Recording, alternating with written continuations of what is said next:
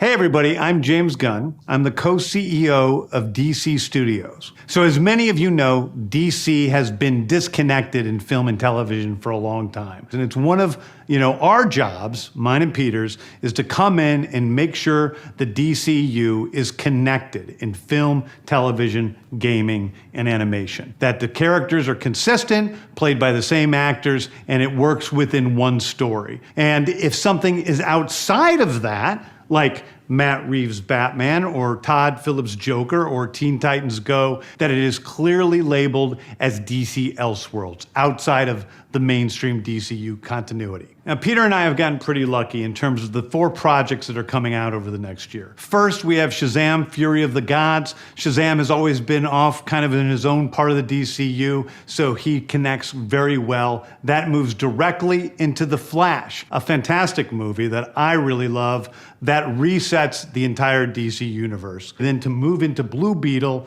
a fantastic film about a kid who's a marvelous part of the DCU, and then into Aquaman 2, which leads directly into our next few projects, which I'm going to tell you about now. So, Peter and I, along with a group of very talented writers, have started to map out an 8 to 10 year plan of what DC Studios will be in film, television, and gaming. This first chapter is called Gods and Monsters. Now, what I'm about to tell you, is a part of the first chapter. It's not the entire first chapter.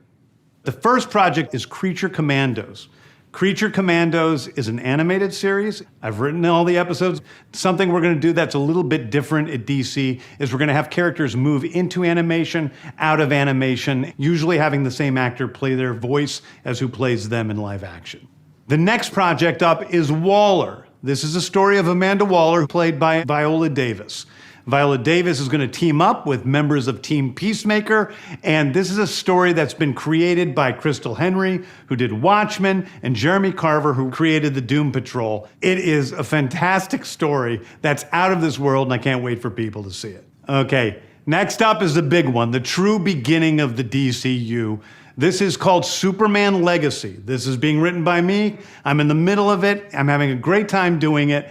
And Superman will be released into theaters July 11th, 2025. Okay, the next thing is a big premiere HBO television series called Lanterns. This is a story of a couple of Green Lanterns, John Stewart and Hal Jordan, and we have a few other Lanterns peppered in there, but this is really a terrestrial-based TV show, which is almost like True Detective with a couple of Green Lanterns who are space cops watching over Precinct Earth. In it, they discover a terrifying mystery that ties into our larger story of the DCU. Next is a big movie called The Authority. The Authority is a passion project of mine. It's based on the marvelous Wildstorm characters we are now bringing into the DCU and will interact with all of our primary DCU characters. The Authority are a group of superheroes who think the world is broken and they want to fix it by any means necessary. I think it's a very different look at superheroes.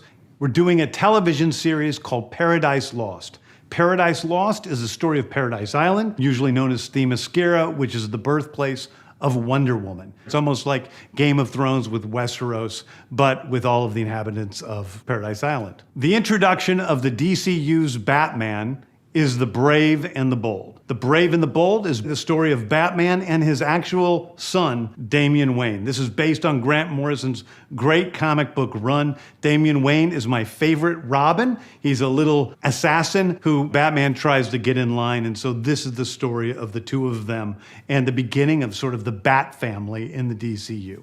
Next up is a TV series called Booster Gold. Booster Gold is one of comics' really popular cult heroes. He is a fascinating guy. He's a loser from the future who uses future technology to come back to present day and become a superhero so that people will love him. It is basically the superhero story of imposter syndrome on an HBO Max series. One of my favorite comic book series from last year was Tom King's run on Supergirl, Woman of Tomorrow. And so we're going to turn that into a big science fiction epic film. Now, Superman is a guy who was sent to Earth and raised by loving parents, whereas Supergirl in this story, she is a character who was raised on a chunk of Krypton. She watched everybody around her perish in some terrible way, so she's a much more jaded character. And that brings me to Swamp Thing, the last thing we're going to talk about, a very dark horror story in the origins of the monster who is Swamp Thing.